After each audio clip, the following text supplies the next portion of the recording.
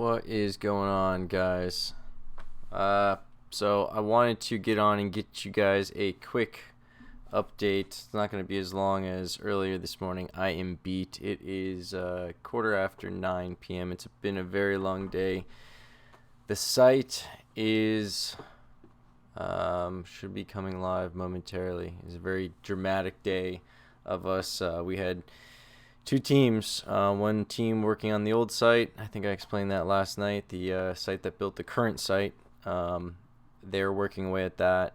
I believe they're still working just because we may as well have them fix it 100% just in case something happens with the new site or there's something that we don't see. Unfortunately, we kept on finding instances where I didn't know which camera I was looking at. Sorry about that. Unfortunately, in the coding, we've been finding some instances where sections haven't been completed. So the coder who was working on that, we're going to have to, that's going to be interesting. But that's one of the nightmares of developing something custom, especially on this level of customization that we're going through.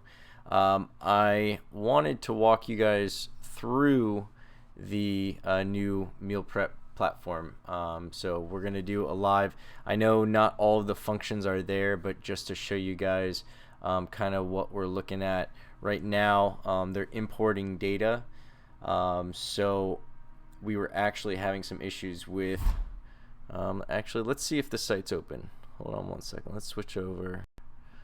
And let's see. I was watching my live stream from last night and just shaking my head. Oh, actually, here, I'll show you what we did to improvise. So, assuming the site, and some of you might be able to create your own order system based on this. This is something that I had an idea to do, and I wasn't really sure how to do it. What I basically did is I created an ordering system from Google Forms. So, without having to have a website or an e-commerce site set up, I actually came up with a way to take orders that's much more intelligent than what we started off with. And I know a lot of you are probably at a level where maybe you email out the menu and people email it back to you, or maybe there's a spreadsheet that they fill out and they email that back to you.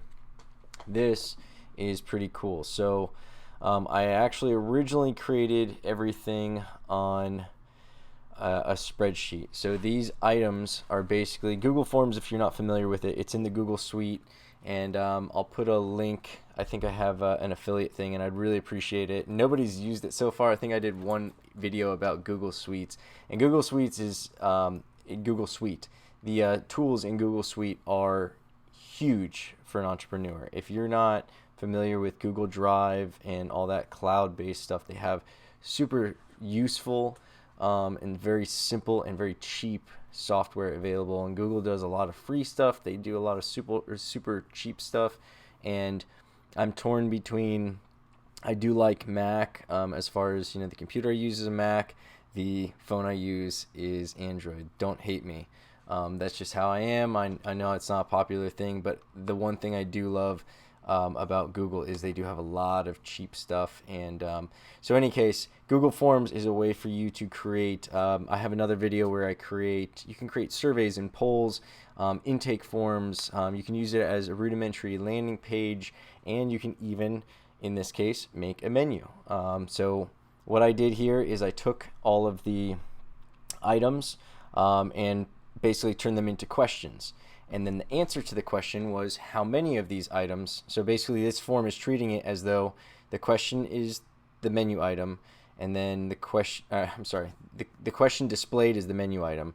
The answers are the amount of that item that you want, and it's 0 through 10. I don't think many people order more than 10 of one item, but it has happened. We've had these protein brownies where people are ordering a dozen a week each. They are pretty amazing.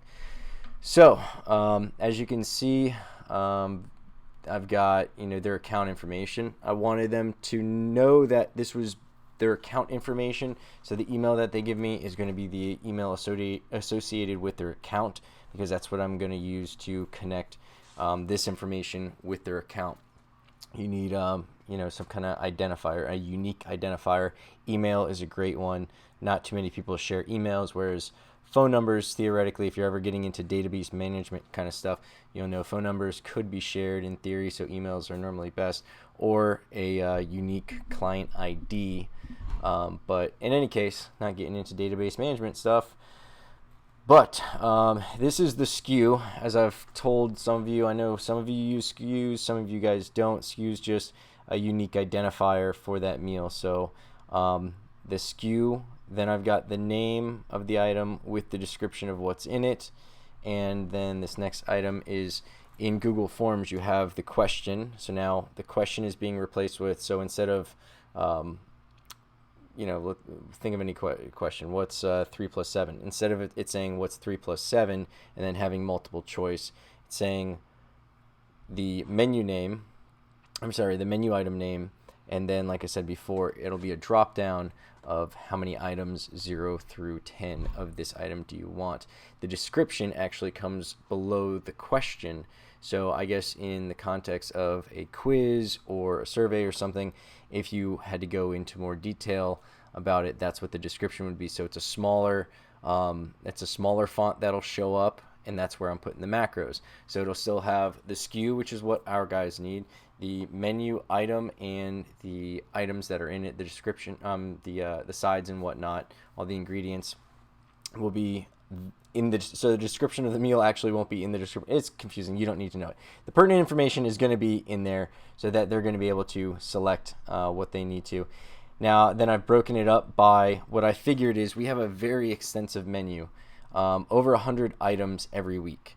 So that's going to be, I knew it was going to be very long, and I discussed in, I think it was last night, I was making or actually technically early this morning, I was making a reference to the Cheesecake Factory and their long menu. Again, we've got a crazy long menu. So to display it in an easier way, it's still not going to be as cool as our site, but to display it in an easier way, what I decided to do was break it up into each menu category and put the 2 delivery days together. So they're not going through and selecting all Monday stuff and then going through all Thursday stuff. What they're actually doing, which is how it's broken up on the site, but we can get away with that because we have it on 2 different pages.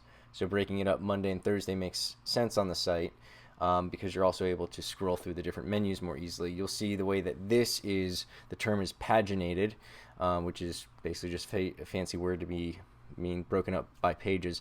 So this is paginated in a way where first page is one menu category, which is healthy gourmet in this instance, for Monday. And then the next page is that same menu category for Thursday. So it's healthy gourmet Monday, healthy gourmet Thursday. Then it goes light menu Monday, light menu Thursday. The thought process behind that, my idea was, if you're a vegan and you eat just vegan menu and breakfast stuff and snacks, you know that you don't have to continue looking at every single menu for, okay, where's the other half of vegan? I figured I'd put the vegan stuff together, the keto stuff is together, so you don't have to look for one section. If you're, like, in the theory of, let's say hypothetically there are X amount of people who only order from one menu, like vegan, like keto. They wouldn't have to look 2 places to complete their order. They'd have to look 1 place. They find the first vegan, they go all through all the vegan stuff. That was the only way I could think of making it a little bit easier for them to use. It is going to suck, and I actually emailed this out to them with an apology about how much more inconvenient it is to order through this way. But basically these questions, are now going to be pushed into Google Forms. This is an easier way to build it. You could go through one form at a time and build it that way. But this is actually, here, we'll start from scratch on this one. So go to view. All right, so I'm entering it, and I put my first name, Casey, C, put my email, blah, blah, blah, fake email. All right, let's say it's a real email. Next, and now I go into, hey, love bug, I'm actually alive right now. No problem. Bye. That was my fiance. I'll be quick, guys. So this is the menu. This is what it looks like, the makeshift menu that I've created. Now, it doesn't look bad. As I said before, you got the macros down here. This wouldn't even be horrible. To be honest, I was telling Steven, I was building this, I wish I knew about Google Forms when we first started. So maybe I'll do a video where I build out a menu and show you guys how to do that. In fact, I'll do that. I'll definitely do that. I'll do that, and I'll add it to the site and put it in the Facebook group and everything, the private group. So this is Monday, Healthy Gourmet. It says it at the top. You order however many you want. Like I said, it goes up to 10. Then I go to next, and as I said, Thursday, Healthy Gourmet. Boom. Now what does suck is I do have to go through every one of these pages. So if I was done ordering right there and I don't care about anything else, I still have to go through all these pages. I think it's 26 pages total, 13 and 13. So 13 menus total we have. Like I said, we've got over 100 items a week. So it's a lot of stuff. It's a long menu. Cold menu, Monday. That's where we do our salads and wraps and cold noodle bowls and things like that. Crazy clean. All we do is add heat. Grilled protein, steamed veggies, steamed rice. The most boring food you'll ever have, but it is effective. I tell people it's boring. I want them to know what they're getting into. Breakfast, Monday. Breakfast, Thursday. So as you can see, it is very long while we are getting to, that's our favorites menu, our snack menu. Ooh, s'mores, protein balls, those are new. Getting through desserts, so I know we're near the end.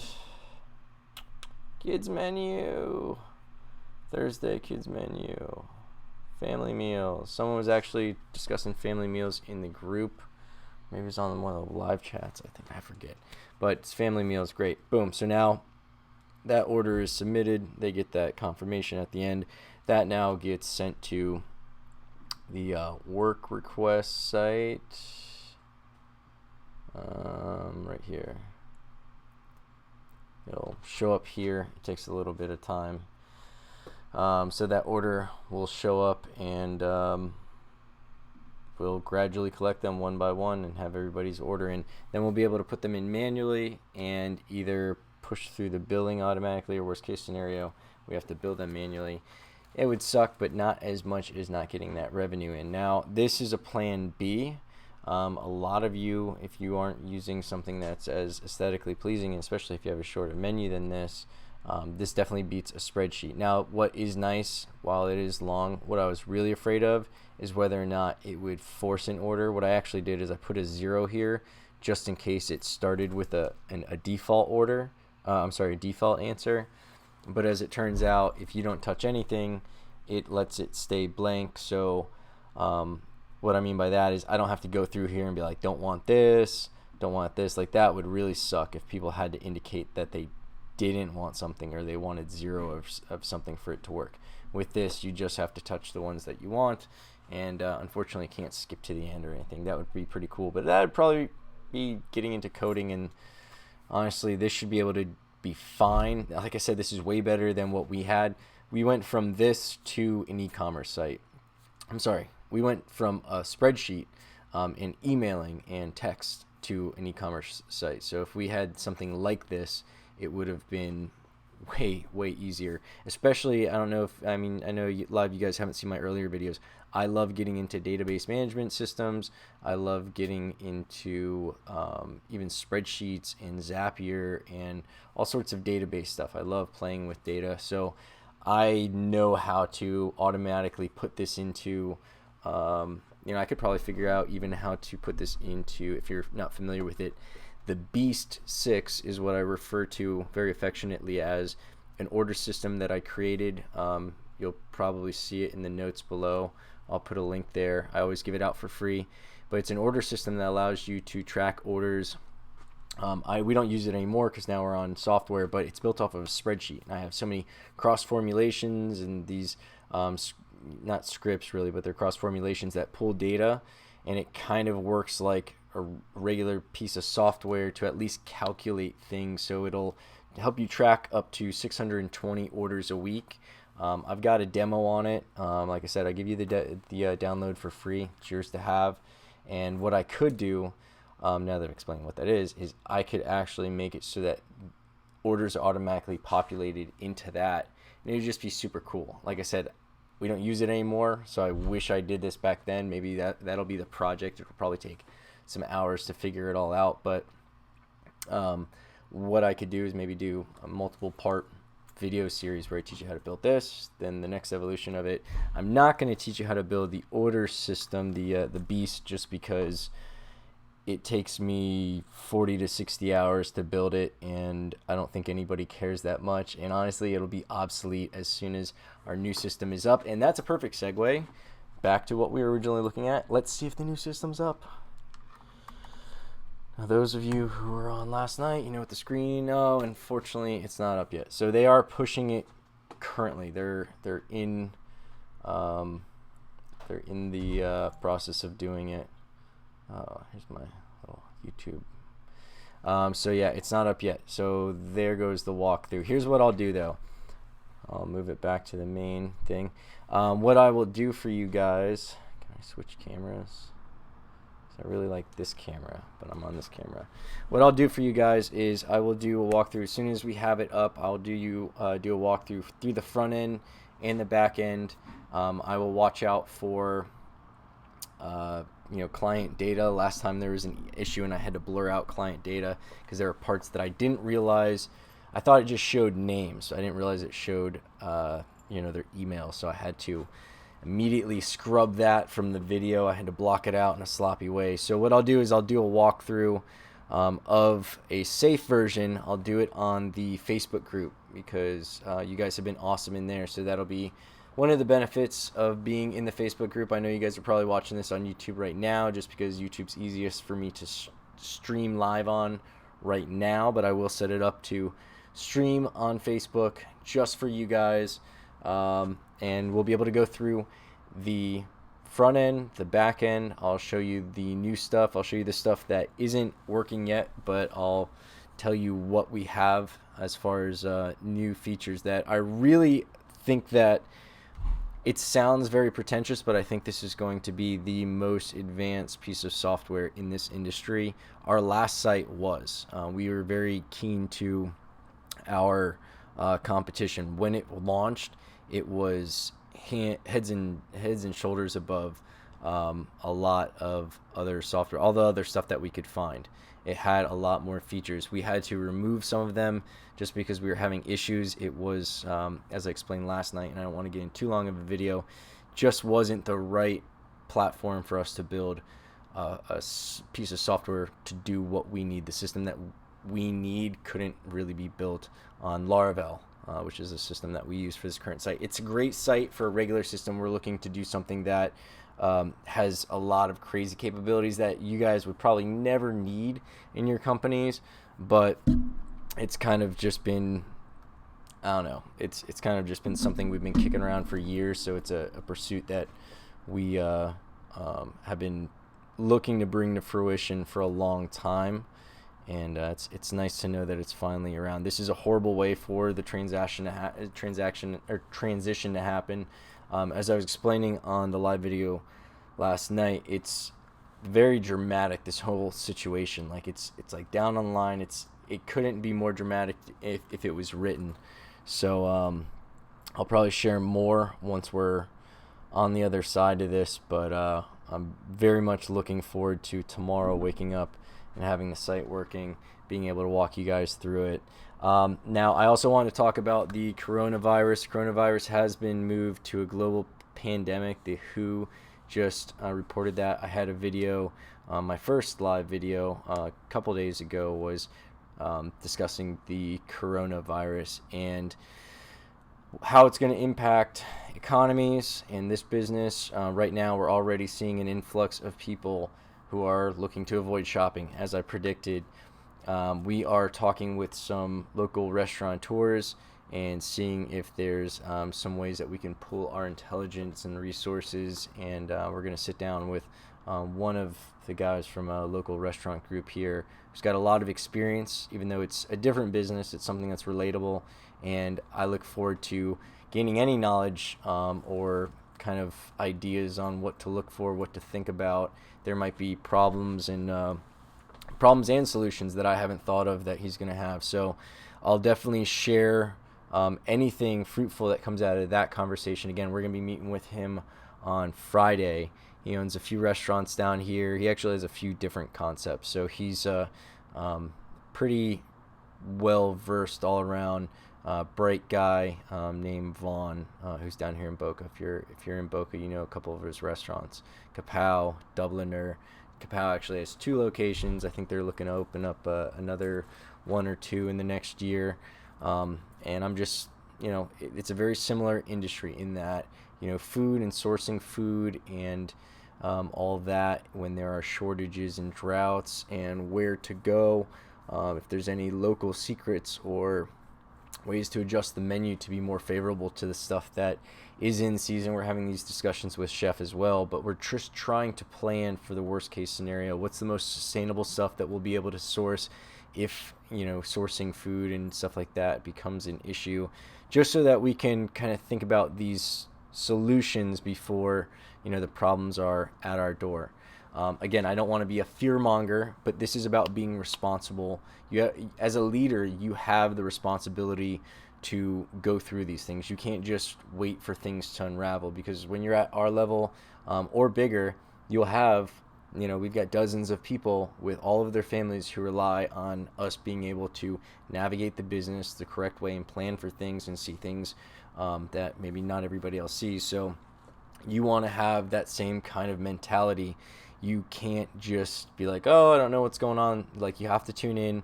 As I mentioned in another video, you have to get information from both sides. Try to get it from as many sides as possible, because, one side is normally a little bit too far on one end of the spectrum, and they'll either be too cautious and you're digging into a bunker, and the other side will be, too cavalier about the situation, and there's people out there who are just like, oh, we're all, it's not that bad, or it's not as easy to catch as everybody. Like, there's all sorts of stuff on the spectrum, bullshit on the spectrum right now, that it's hard to figure out, because it all sounds very convincing, and especially the cavalier people, you want to believe in that. You don't want to believe the doom and gloom stuff. Some of it sounds a bit dramatic, but this also might be something that's just unprecedented, and it would only benefit us to, like I said, stay as informed as possible, stay abreast of the situation, kind of try to see as far ahead and around the corner as possible. So yeah, I'll tell you guys more about the conversation that we have Friday. I don't see any questions. Where are the comments? Okay, no questions, at least none that I see. If there are any questions, and I don't see them, I'm sorry, but I promised I'd keep this short. I've already gone longer than I thought. It's supposed to be 15 minutes. I told myself 15 minutes, then get off. But thank you guys for tuning in. Thank you guys for watching. As always, check out the links in the notes, and reach out, join the group, check out my other videos, check out the website. I've got a mini series, a mini course, how to start a meal prep business for $500. And in a situation like this, again, I don't want to seem opportunistic. I hate the fact that this is going on, because I don't think in the long term it's going to be a great situation. Right now, meal plan companies are going to be something that's in dire need. So if you're starting, or if you've just started and you're looking to grow, you're in a position to help a lot of people avoid situations that they don't want to be in, which is going out to public spaces like a restaurant or shopping, and being able to provide them with an alternative to something expensive like Uber Eats, or I have no idea how much Instacart would be, but then they'd still be left cooking and prepping their own food. We have people right now who are very dependent upon going out and getting food outside. They don't cook, and for those people to all of a sudden have to figure out shopping and cooking or whatever else, because they're not dining and doing drive-throughs or whatever else they were doing before. A lot of lives are changing, and we can make it a bit different. We can make it a bit easier while they experience these different events that are going to be rolling out for us. But yeah, that's all I got. I'm gonna get out of here, gonna get some food, and thank you guys so much for watching. Bye.